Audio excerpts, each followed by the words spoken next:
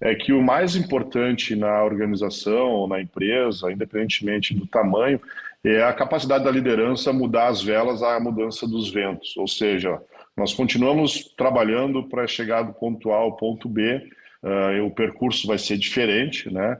Mas nós vamos ter que estar atento e as lideranças estarem prontas, que se o vento, em vez de estiver de sul a norte, mudar para norte a sul, nós temos que ter a agilidade de mudar as velas o mais rápido possível.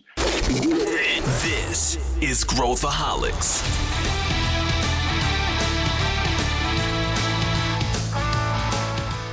Olá, aqui é Pedro Weingärtner, eu sou o CEO da Ace Ventures e esse é Growthaholics, o podcast para quem adora inovação e empreendedorismo. Se você curte e acompanha o Growthaholics, pare 30 segundos e avalie o podcast com 5 estrelas pela plataforma de áudio que você utiliza. Isso ajuda mais pessoas a encontrarem o nosso conteúdo e nos deixa muito felizes. Esse episódio é o último da série sobre o meu livro Contra a Corrente e não poderia ser mais especial. Hoje vamos mergulhar na trajetória inspiradora de uma empresa e de uma pessoa, que é a Randon, e o Daniel Randon, que é presidente da Randon Corp.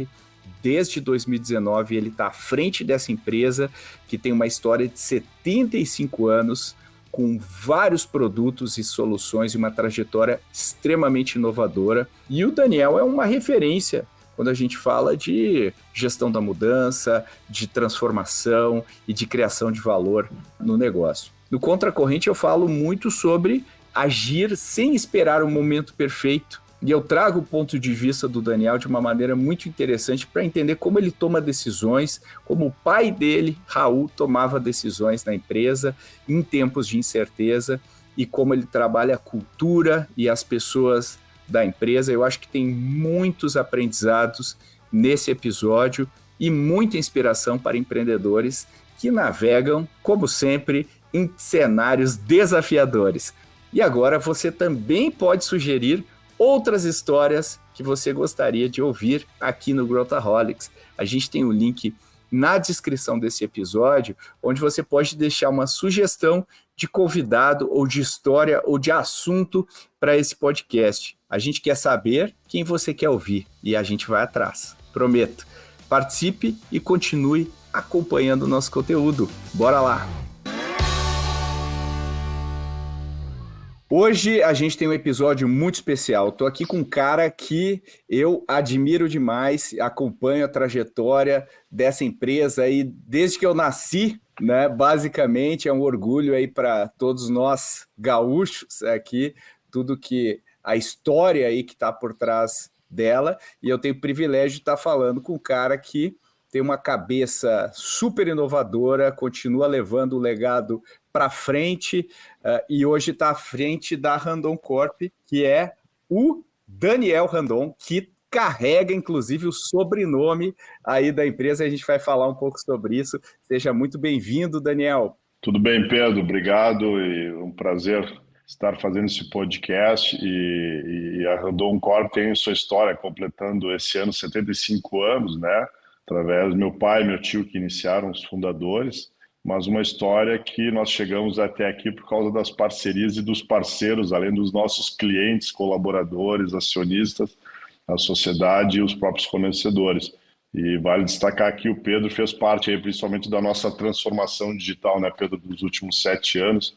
Então, muito nos orgulha aqui poder fazer esse bate-papo contigo. É muito legal e é muito legal ver, eu senti na pele a capacidade de aprendizado que a equipe tem, né? A equipe começou do zero e hoje ali a gente bota os membros da equipe para em qualquer bancada e eles dão uma aula sobre os temas relacionados a investimento, a tecnologia E eu queria começar abordando isso, Daniel, porque a gente está falando de uma empresa que foi fundada em 49, né, pelo Raul, pelo Hercílio, lá atrás, e não tem nada a ver com o que a empresa está fazendo hoje. Era uma empresa de serviços, e se a gente olhar a linha do tempo, né, ontem eu colei a linha do tempo na minha frente e falei, cara, quanta inovação ao longo dos anos, criar a empresa, comprar a empresa, fazer joint venture, como você falou, os parceiros, né? usando, né, muito da inteligência dos parceiros para fazer. Comenta para quem está ouvindo o que é a Randon Corp hoje, né? O que consiste aí o grupo, porque eu acho que às vezes as pessoas não têm a dimensão do que faz hoje, e o alcance internacional também da empresa, o pessoal também não tem essa visão, né? Que é incrível. Não, ótimo, Pedro. Bom, 75 anos de história, acho que vale sempre a pena falar um pouco do início, né? Meu pai e meu tio iniciaram em 1949, meu pai recém saindo do Exército, numa oficina de reparar freios, né? Então eles, na época aqui, na região da Serra Gaúcha, tinha muito transporte de madeira com os freios hidráulicos, né? E eles vieram com a tecnologia do freio a ar, que traz mais segurança, né? No sentido que o hidráulico, em altas temperaturas ou pressão, muitas vezes acabava vazando líquido e aí perdia o freio. Infelizmente, tinham muitos acidentes, até muitos fatais também. E eles iniciaram a produzir um freio, adaptar um freio a ar, que é uma mola comprimida na pressão do ar, e quando perde essa pressão, essa mola expande e acaba travando, né, as rodas e dando segurança. E dessa reforma de freios para a reforma de semi-reboques, começamos a produzir semi-reboques, e com o tempo hoje a Randon Corp é um grupo chegando hoje a 17 mil colaboradores. Recém adquirimos uma empresa no México que tem mais 2 mil colaboradores para ser incluso assim que o CAD do México aprovar essa aquisição. Nós estamos presentes em mais de 120 países. E nós colocamos hoje 5 verticais de negócio. A montadora, que é o semi-reboque, onde iniciou a empresa. As autopeças, que são 4, a Master, Caster, Suspensys e Ost. E nós temos a Fras-le Mobility também, que além de ser autopeças na linha comercial, também tem toda a parte de linha leve e outras tecnologias, como a Composite, que são materiais compósitos mais leves, né? Nós temos também a Hands, que é a nossa vertical de serviço. E ali nós temos, além das nossas verticais, que é o consórcio, banco, seguro, agora uma joint venture com a Gerdau na parte de aluguéis de veículos comerciais. Também nós temos a Randon Venture, que investe diretamente em startups e indiretamente também em parceria com o Instituto Hélice. Então, e tem a quinta vertical, que para nós tem um lado importante. Então, quando tem a Hands, que ajuda na transformação digital, você tem a vertical de tecnologia avançada aqui, que investe pesado em materiais novos compósitos, automação. Então, hoje nós temos o Instituto Hercílio Randon, que é um exemplo aí, que ano passado requeriu 66 patentes com o Instituto mais a Randon, sendo o segundo maior empresa, né, o grupo a requerer patentes, só atrás da Petrobras. Então, para ver como nós estamos investindo em tecnologia nas duas pontas que eu gosto de falar, tanto na transformação digital, junto com startups, parcerias, várias startups de serviços, né, como também diretamente aí com novas tecnologias. Então, em resumo a isso, temos aí aproximadamente quase 35 unidades industriais, né, e nós contamos com os nossos colaboradores, que eu gosto de chamar de protagonistas aí para fazer diferença, né, Pedro? Inclusive, né, um abraço para o nosso amigo Daniel Eli, que lançou um livro, né, sobre pessoas, sobre liderança, aí que você acabou de escrever o prefácio também junto com ele, né? É um orgulho. É um orgulho traz ver isso, né? A nossa equipe aqui, além de trabalhar, também escrevem livros. Então, eu posso dizer aqui que expande, né, o posicionamento dentro da empresa para fora. Isso para nós é levar a nossa cultura, a nossa transformação, a nossa história. E quem sabe poder também inspirar outras empresas, organizações a também seguir essa linha disruptiva, né? É isso aí. E a gente vai falar muito de longevidade aqui, empresarial, e obviamente a gente vai entrar nesse tema aí de pessoas que eu acho incrível e da cultura que eu acho incrível e que nitidamente vocês têm muito forte. Mas hoje a gente está vendo uma época, né, de coisas de muito curto prazo, né? Vamos criar um negócio aqui, já vendemos daqui a tal. E a gente tem uma história aqui, se eu for falar contigo, você não tem nenhum plano de vender, você está olhando lá para construir, né? Você está aqui, pô, o que a gente vai fazer agora, qual que é o próximo passo? Então, para a gente entrar nesse tema, Daniel, O que você... E eu acredito muito nisso, tá? A Ace é isso, tá? Quando a gente criou a Ace, é uma empresa de longo prazo. Então a gente está pensando em sucessão, a gente pensa com essa cabeça aqui. Eu queria muito aprender contigo aqui. Como é que a gente pensa de maneira longeva, né? Como que isso impacta a tua tomada de decisão? Como é que isso impacta teu planejamento estratégico? Como é que você injeta isso? Você que traz, né, literalmente do berço, a influência, né, do Raul, do Hercílio, e como que você transmite, como que você traz isso para o teu dia a dia, né, como CEO? Não. Bom, Pedro, a Randon Corp, eu posso falar que começou na década de 90, o planejamento estratégico, e ali, bem no início da década de 90. E aí iniciou também, além do planejamento, os princípios, né, os 8 princípios que até hoje segue, lógico que mais atualizados, né, antigamente tinha que explicar o que era ética, hoje não precisa escrever ética num dos princípios, o pessoal entende, né. E o Somos Randon, agora somos todos Randon Corp, né, que é um dos princípios importantes para nós da questão do time, né? E valorizar e respeitar as pessoas também é um exemplo. Mas o que eu posso dizer, desde a década de 90 nós temos nosso planejamento estratégico. E você falou bem, né? O mundo tem mudado. A cada ano parece que as coisas estão mais rápidas, né? Então o sentimento que eu tenho é que antigamente o planejamento estratégico de 5 a 10 anos você desenvolvia para 5 a 10 anos. Hoje, o de 5 anos parece que em 3 anos já está aí, já se trabalhou. Então, a gente tem vários modelos, né? Desde o plano do ano que vem, né? Que é o que nós precisamos fazer para o ano que vem. Um planejamento estratégico, olhando aí dos 3 a 5 anos. Ultimamente é mais para 3 anos, porque 5 anos também é difícil prever. E tem o que a gente chama em algumas unidades que nós já trabalhamos, que é o foresight, né? Tentar prever, poxa, como é que vai ser o mundo daqui 5, 10 anos, né? E baseado nisso, tentar nos posicionarmos, né? Qual que é o sentimento que eu tenho hoje, né? O plano de sair do ponto A para o ponto B continua. Eu dou exemplo muito como se nós fôssemos um veleiro, né? Então, bom, nós vamos programar a viagem do plano A para o plano B, vamos assumir algumas direções de vento, alguns problemas que possam correr no percurso, né? Porque tem que combinar também com os concorrentes e com os clientes, né? Não é bem assim.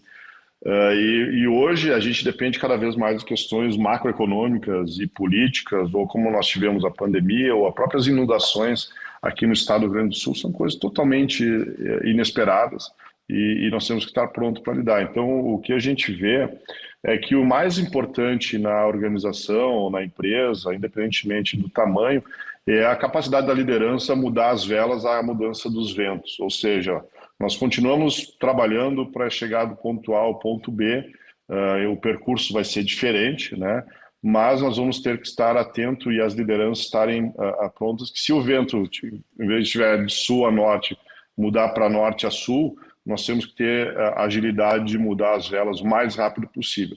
E as organizações que aproveitam a mudança de vento, vê como oportunidade as crises, outros momentos para mudar o que precisa ser mudado na organização, sem perder a direção de chegar ao ponto B, ao ponto final, essas organizações que fazem diferença, né? Porque muitas vezes a gente, que é o desafio das organizações, pô, gastei um tempo, investi um dinheiro, está aqui o projeto, aproveita depois de 2 anos, está aqui finalizando e daqui a pouco está dizendo, pô, tem mais 20, 30% da verba para realizar aqui e um projeto que já não é mais viável porque o cliente quer, pelo que o mercado quer.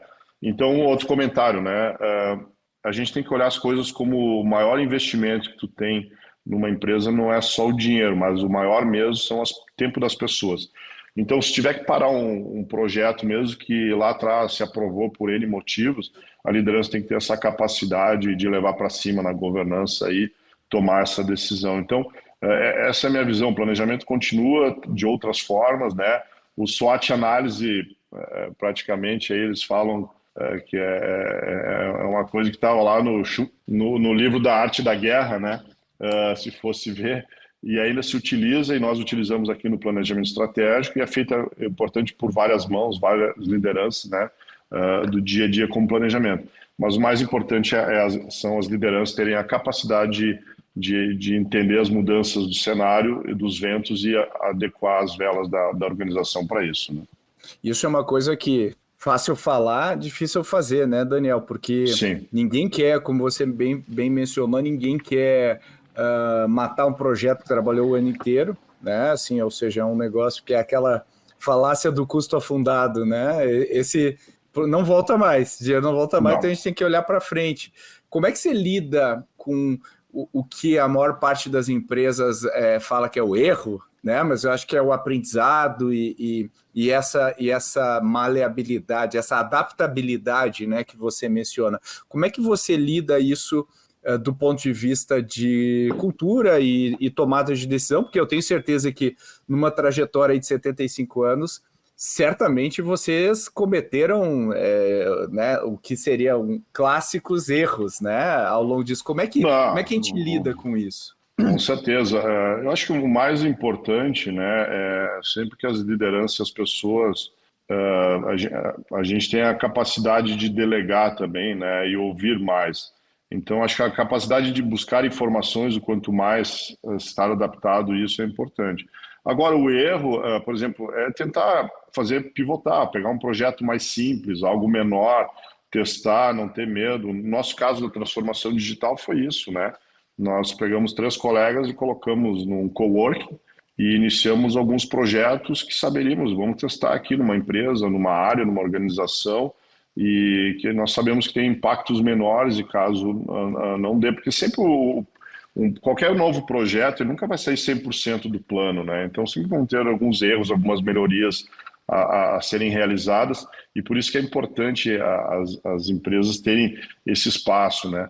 A questão da cultura são das pessoas, né? A gente vê muito a importância das pessoas terem um ambiente seguro, no sentido, olha, vamos errar, vamos acertar, mas o mais importante não é punir o erro, é punir por não fazer, né? Então a gente prefere muito mais ter uma cultura de lideranças aí que tenham esse foco em trabalhar, né? No sentido de vamos desenvolver, vamos arriscar um pouco, mas sempre com um projeto de dizer, ó, vamos até aqui, se não der certo, voltamos, né? Então, assim, por exemplo, joint ventures, a Randon teve várias, né? E a gente tem hoje sucesso enorme com 2 joint ventures, que é a Master e a Yoast. Então, a Master ano que vem, daqui 2 anos completa 40 anos, e a Yoast ano que vem já 30 anos de história. Isso são exceções das exceções hoje. Joint ventures com mais de 10 anos não são muitas, né? Mas sempre ficou muito claro, né, que nós aprendemos, se sentar com esse parceiro e o propósito dele, ou os princípios, ou a visão é muito diversa, é diferente, não comunga dos mesmos princípios ou objetivos do projeto, ali já é meio certo que essa joint venture não vai dar certo. Segundo, ela tem que entregar resultado, entendeu? E um terceiro ponto, meu pai sempre falava, olha, trata teus sócios como você gostaria que fosse tratado, no sentido com todo cuidado, com toda a governança, com toda a transparência, entendeu? Olhando a questão dos valores e principalmente, né, respeitando as diferenças, porque uma é uma empresa alemã, outra uma empresa norte-americana. Então são culturas totalmente diferentes e a capacidade de quem está à frente na liderança serem pessoas que tenham essa capacidade de liderar, de se comunicar e principalmente tentar olhar o todo e não cada um olhar o seu núcleo, né? Então são exemplos assim de case. A gente também teve um outro case que não deu certo porque desde o início, né, com uma outra norte-americana, os princípios eram diferentes, os conceitos, né, interessante. E eu já sentei na mesa também para negociar uma joint venture, que acabou a joint venture antes de começar, porque o parceiro do outro lado falou, mas eu preciso ter 51%. Eu perguntei, mas por quê? Não, porque se o negócio apertar, eu quero poder mandar. Eu falei, bom, mas então aí não é, aí não é parceria. Se quer mandar no momento de crise, é no momento de crise que nós temos que sentar e buscar consenso, né? Então, esse papel de colaboração, né?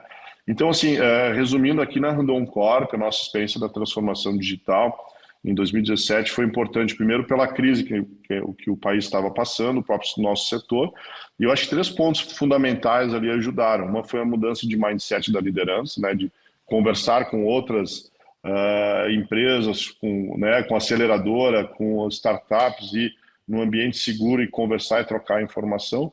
O segundo, trabalhar em colaboração, entender a importância de buscar outros parceiros, né, outras startups para poder contribuir.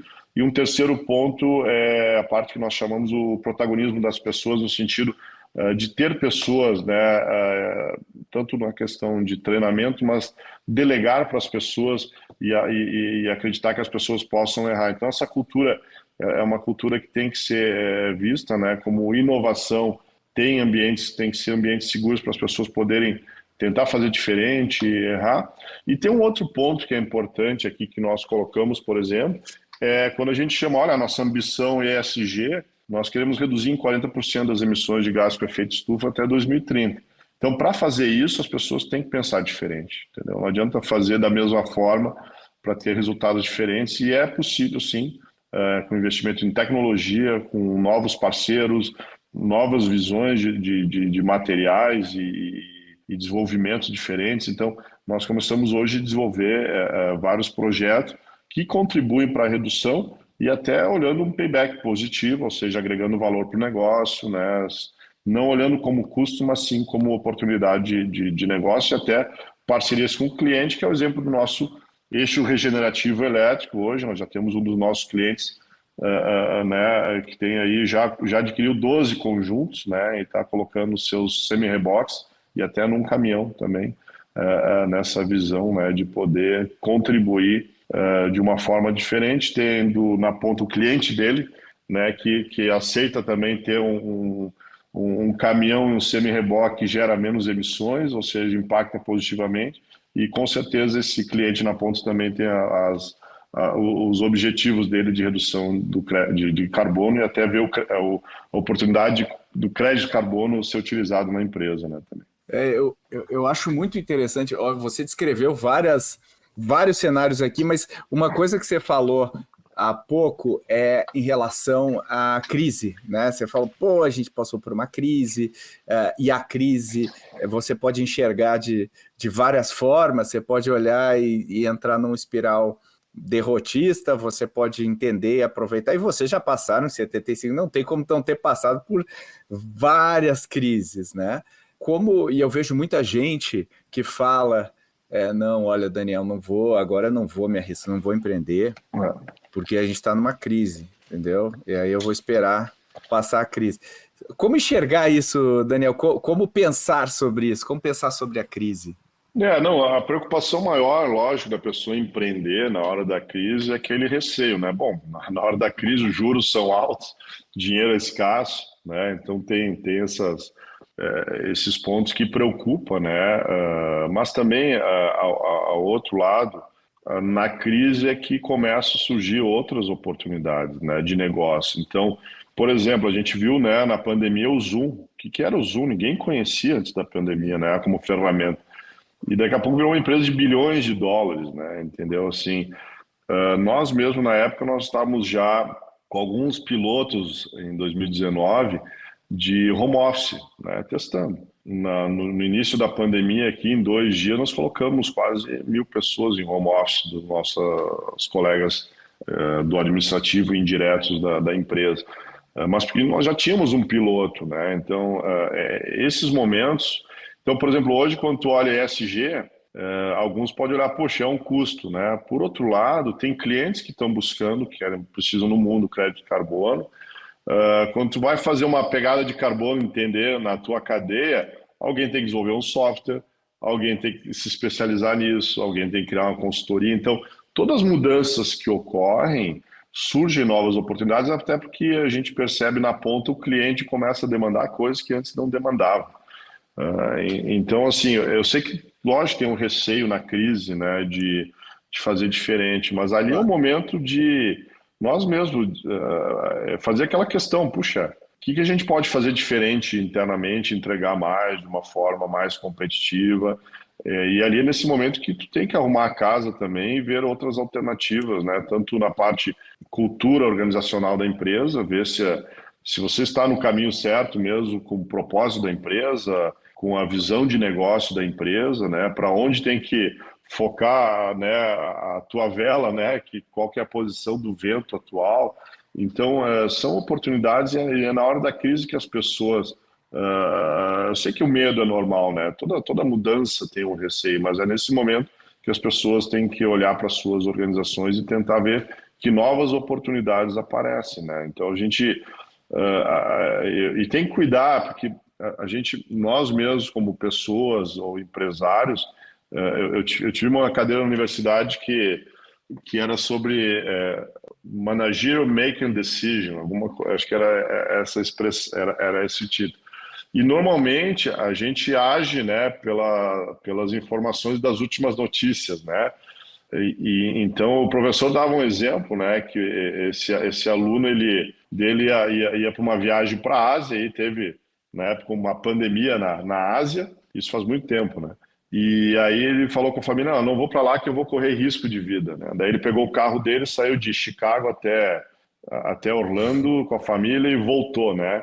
Ele falou, estatisticamente, o professor falou, tu tinha 100 vezes mais chance de sofrer um acidente grave ou até vir a óbito do que ter pego essa pandemia lá e voltado e ter ido a óbito, né? Então, a gente toma decisões muito mais pelas informações e pelas emoções, né? E é nesse momento que a gente tem que ter o papel de sentar e tentar falar mais com a razão e dizer, puxa, o que tem de oportunidades nesse momento? O que de fato é? Porque se você só lê o jornal e as informações de crise, você não faz nada, né? Você fica aquele paralisado no medo. Então, essa é a preocupação que nós temos e, na verdade, sempre que tem uma crise, lógico, o PIB cai, os produtos vão reduzir suas vendas, mas sempre vão surgir outras oportunidades e necessidades do teu cliente ou de outros na ponta que você pode desenvolver e criar.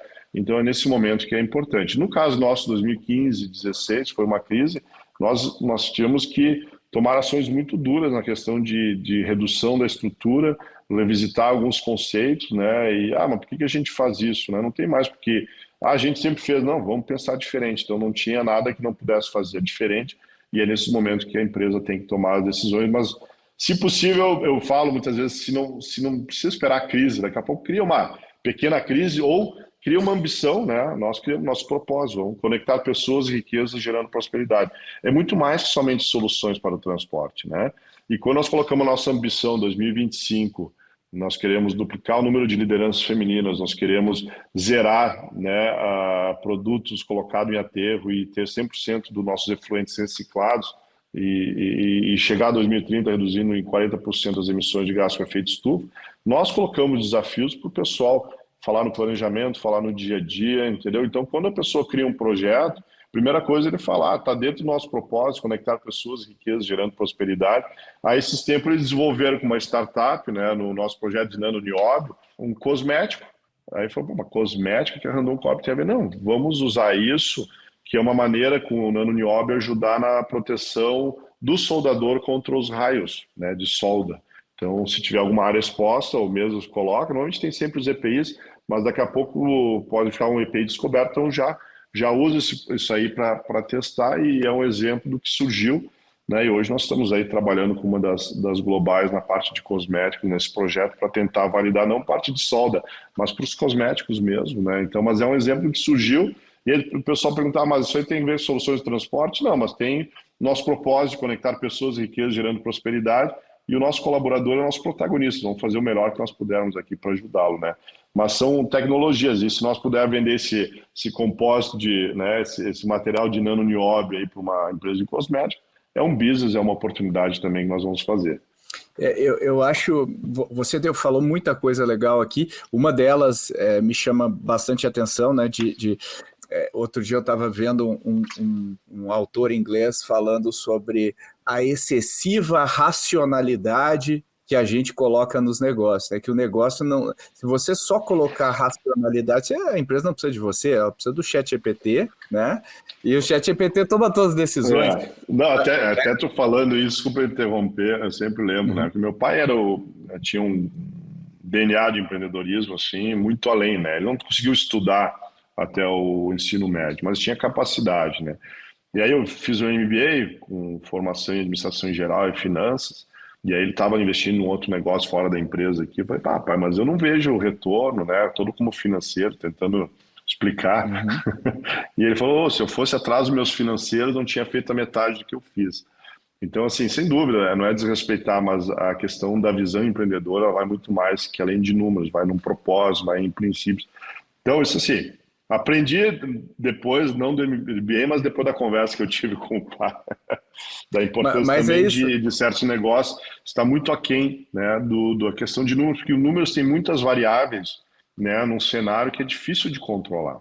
Eu acho brilhante essa visão, e a resposta do teu pai é uma resposta de empreendedor, né? Falou assim, cara, eu tô fazendo isso aqui porque eu acredito, porque eu acho que é Né? importante, porque alinha com o meu propósito, e eu acho que às vezes, né, Daniel, a gente cai um pouco nessa armadilha da fórmula, né, a metodologia A, a metodologia B, embora sejam válidas, né, a gente não pode, obviamente, sair crazy aí correndo e tomando decisões, mas existe um componente da tua crença, do que e você descreveu muito bem, né? Agora, se você for conversar às vezes com o consultor externo, fala assim, não, Daniel, a gente tem que maximizar aqui o retorno, essa decisão aqui não é o melhor para o negócio.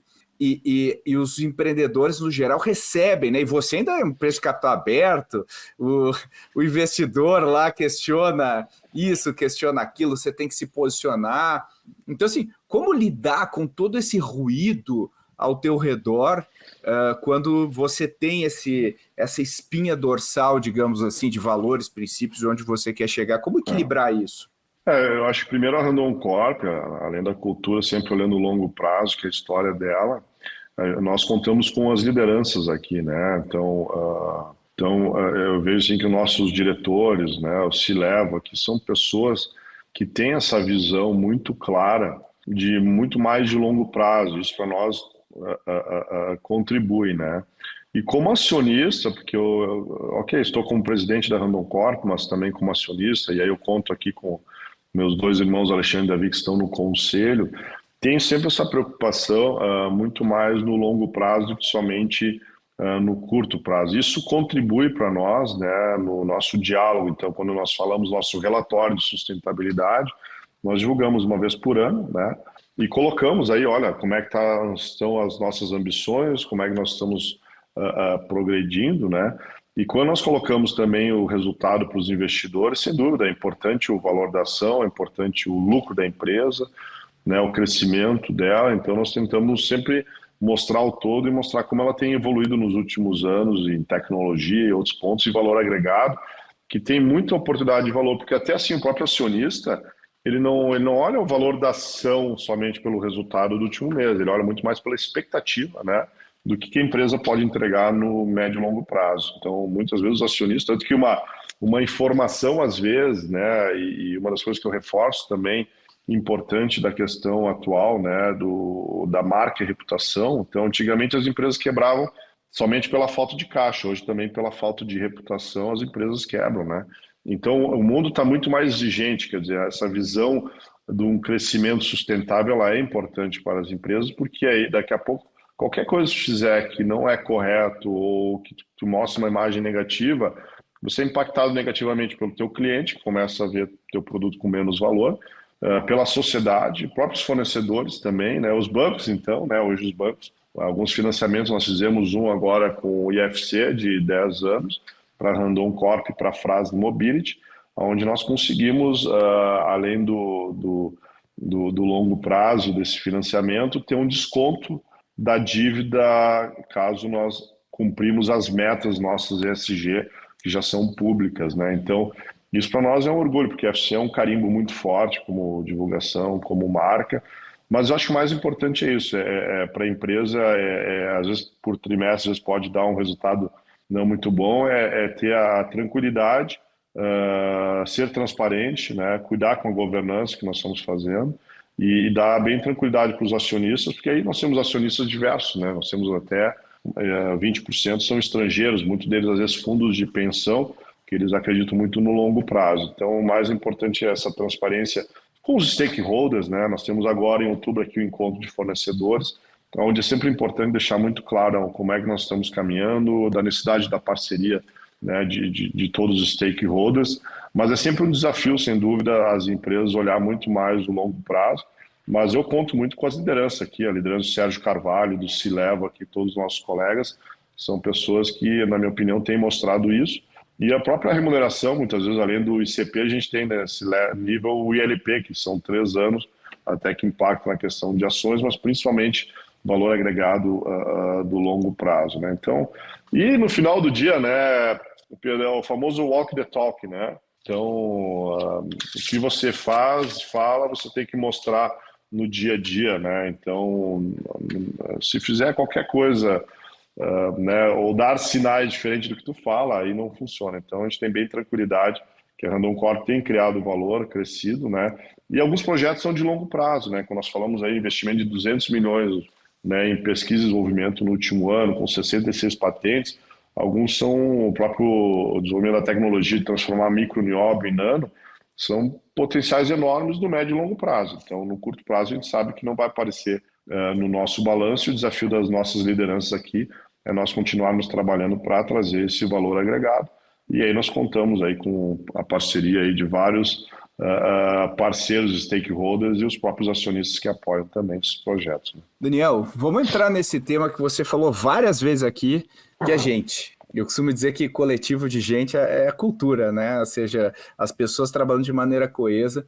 E todas as minhas experiências com pessoas da Randon sempre foram muito boas. Todo mundo é incrível, em qualquer nível existe uma... O cara é do bem, as relações são justas e tudo mais.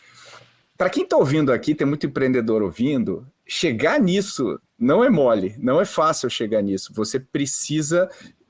existem ferramentas, rituais, enfim. Eu queria que você comentasse um pouco, desde a época do teu pai até hoje, como que foi construída essa cultura, né? Porque existem coisas que estão no papel, existem coisas que são tácitas, né? Que estão meio que no DNA das pessoas.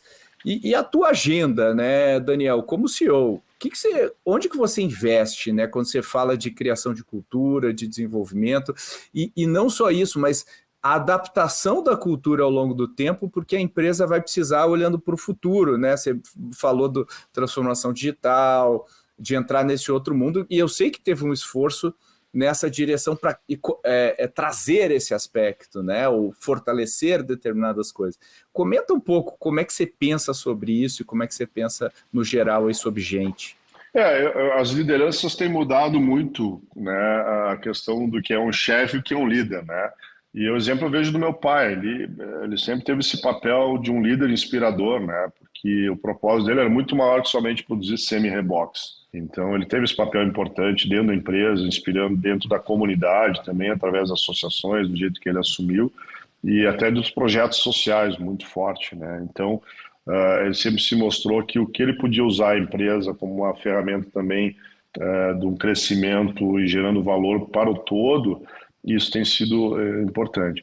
Uma coisa assim que a gente percebe de empresas a empresas, né? O clima organizacional é muito importante, né? Então, quando você trabalha com as pessoas e as lideranças no sentido de incentivar que as pessoas sejam inspiradas, que as pessoas sejam líderes dentro da empresa, né? Buscar esse protagonismo, tem se diferenciado, né? Não adianta tu entrar num clima de reunião onde as lideranças cobram coisas, né, e somente sabem cobrar e não incentivar ou apoiar ou delegar, né? Então, essa mudança, o chefe é o cara que cobra. Hoje as lideranças têm que inspirar, as lideranças têm que questionar, as lideranças têm que saber ensinar. Então, esse é o papel do líder, né? Estar presente, ouvir, né? Porque às vezes a gente quer tomar decisão, mas quem mais sabe, né, do dia a dia que ele está na operação, né? Não vou entrar na fábrica e ensinar o cara a soldar. Eu tenho que entrar lá e pedir para os soldadores, escuta, tudo bem aí, tá bom o trabalho, tem alguma coisa que a gente pode fazer mais para ajudar e ter produtividade, o que precisa ajudar na engenharia, no processo, né? Então esse é o papel da empresa. Então a gente sempre teve esse papel e tentamos levar, né? Então, por exemplo, lá em 2016, nós pegamos nossos 8 princípios e resgatamos, né? Quando a gente fala na questão de compliance, entrar em conformidade, não é que as pessoas façam errado porque querem fazer, porque às vezes as pessoas não têm informação, não têm o conhecimento. Agora, quando traz para dentro, olha, nosso propósito é esse, os princípios que nós agimos são esses, são importantes para a empresa, isso nós aceitamos, isso é correto, isso nós não aceitamos.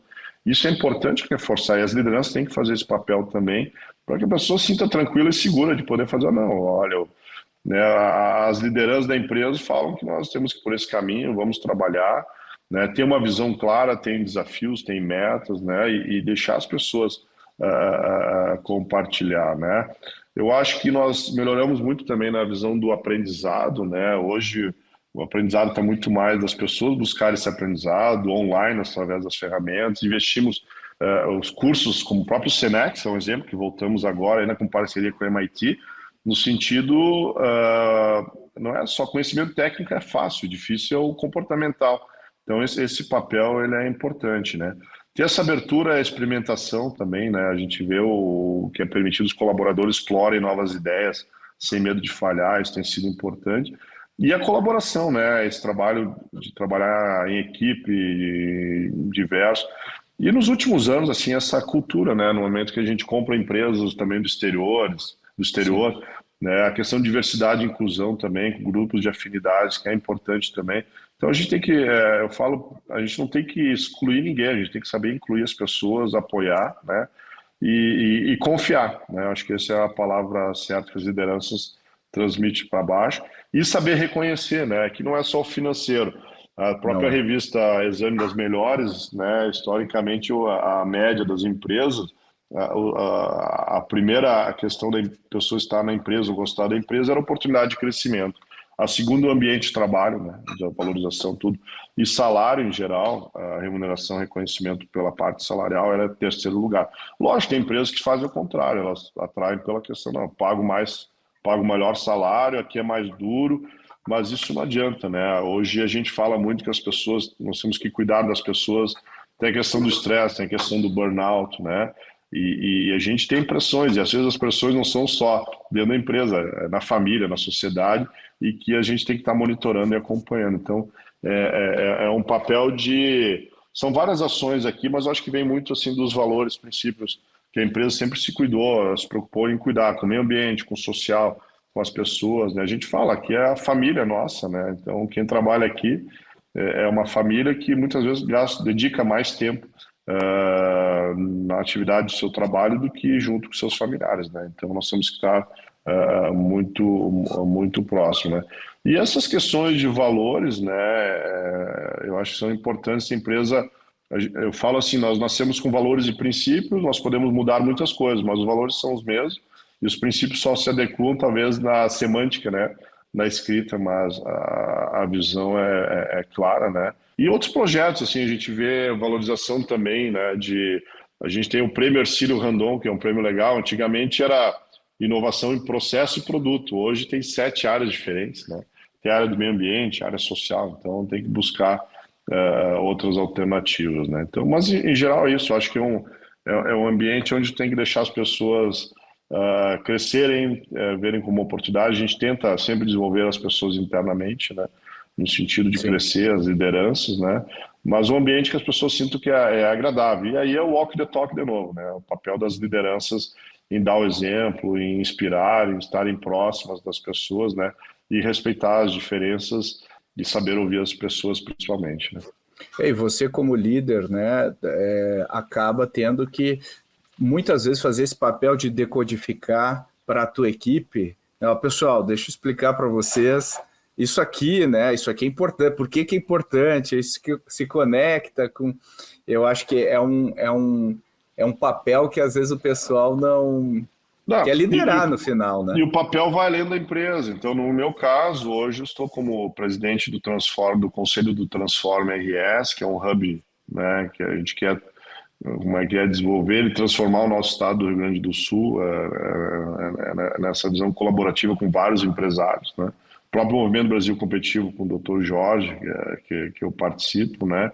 E dentro da Randon Corp, olhando essa visão, né? Poxa, como é que a gente pode continuar apoiando? Então, nos últimos 2 anos, até, Pedro, o que nós fizemos aqui foi, eu separei a posição minha de presidente CEO, e aí eu coloquei o Sérgio como CEO na operação, e eu cuido dessa parte, ESG, marca e reputação, né?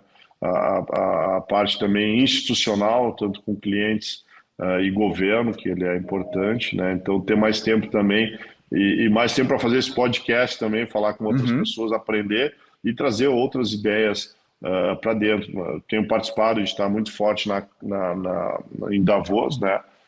Então, ano que vem vai ser o terceiro ano desenvolvendo uma Casa Brasil só com empresas, né, privadas como Randon, Gerdau, BR8 aqui do estado do Rio Grande do Sul, mais outras três como BTG e outros de São Paulo, mas nessa visão de posicionamento, né, como empresa que pode fazer diferença. Então, como também participando agora da COP28 no passado, COP30 ano que vem no Brasil, onde as empresas têm que estar mais presentes no sentido de posicionamento do país para o mundo, né, e de oportunidade de parceiros e negócios, né? Então, esse é o papel também do líder, não só eu, mas das lideranças da Randon Corp, no sentido de transformar a empresa e a sociedade, né?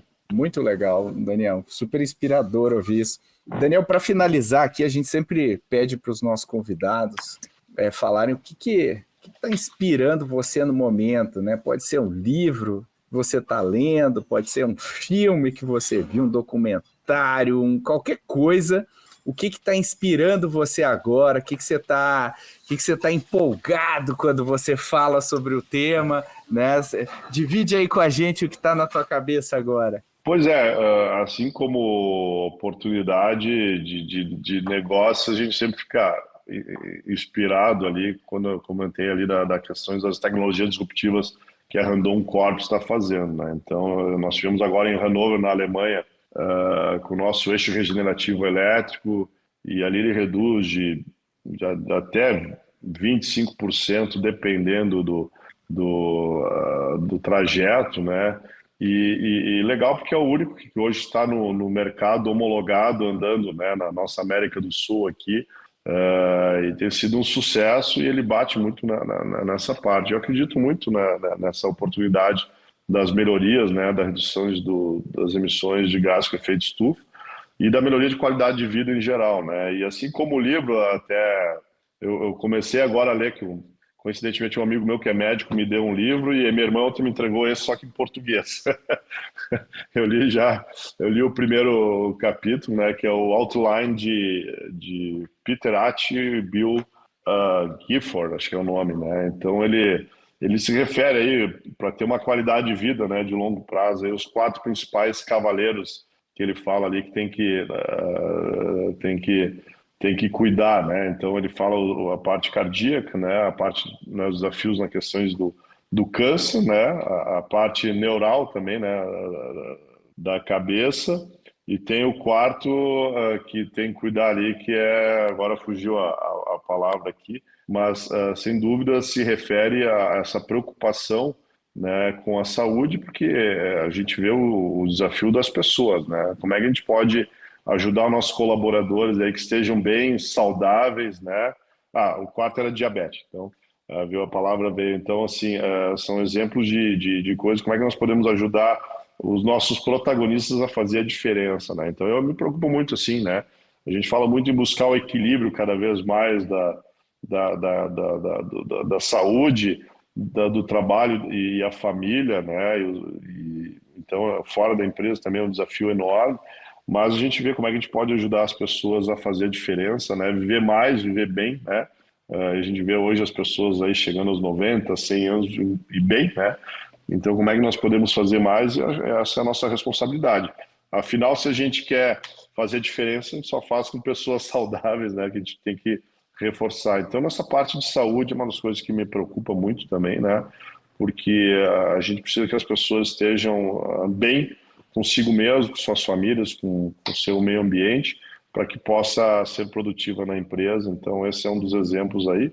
Então, são duas coisas que me chamam muito a atenção. Essa parte de tecnologia, que nós temos várias tecnologias disruptivas, né? Que a gente tem acompanhado. A inteligência artificial também é uma oportunidade ímpar, né, que nós estamos vendo aí de negócio, que a gente nem deu tempo para falar aqui. E o outro ponto, assim, é questões de saúde, esse livro Outline aqui de Peter Attia, que está sendo aí uma divulgação muito forte aí de tentar melhorar a qualidade de vida das pessoas para que possam viver mais com qualidade, com saúde.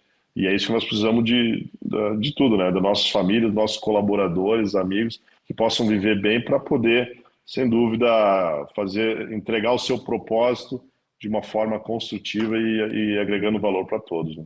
Poxa, muito legal. A gente vai colocar aí nas notas do episódio o livro. E, Daniel, queria te agradecer imensamente pelo teu tempo, aí, pela generosidade que você teve aí de compartilhar com a gente. Tenho certeza que você vai inspirar aqui muita gente com esse episódio e agradecer também a parceria de tantos anos aí que vocês têm com a gente e sempre de um jeito muito agradável e muito, muito bacana. Então, obrigado aí por tudo. Não, Pedro, eu que agradeço e parabéns pelo teu trabalho aí, pela empresa, pela Ace ali, que é um orgulho aí para nós nesse mundo da transformação digital, que tanto tem contribuído para a Randon Corp aqui, para o nosso Instituto Hélice da região da Serra e tantos outros que nós conhecemos. E como Randon Corp, nós estamos aí com orgulho há 75 anos nas estradas, em mais de 120 países também, e ampliando nosso portfólio de negócio, mas que a gente possa, no final do dia, contribuir cada vez mais e melhor para os nossos clientes e todos os nossos stakeholders. Obrigado. Hoje tivemos um papo com lições muito legais do Daniel Randon, que mostrou como a Randon Corp age e supera os desafios nessa história de 75 anos. Ele trouxe insights valiosos sobre como liderar em tempos de incerteza, a preocupação com os valores, com a essência, com o propósito e com as pessoas.